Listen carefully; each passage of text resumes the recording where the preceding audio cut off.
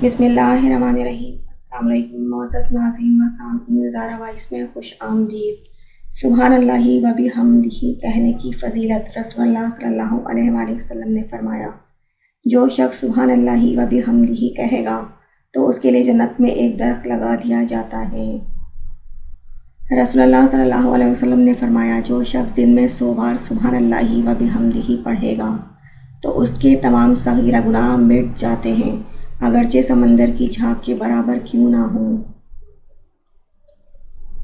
سیدہ معاذ بن ابی وقاص رضی اللہ عنہ بیان کرتے ہیں کہ رسول اللہ صلی اللہ علیہ وآلہ وسلم نے فرمایا، کیا تم میں سے کوئی ہر روز 1000 نیکیاں کما سکتا ہے؟ دریافت کیا کہ کیسے؟ رسول اللہ صلی اللہ علیہ وسلم نے فرمایا، تم 100 بار سبحان اللہ کہو، تمہارے لیے 1000 نیکیاں لکھی جاتی ہیں اور 1000 گناہ مٹا دیے جاتے ہیں۔ Thanks for watching. Please like, share and subscribe.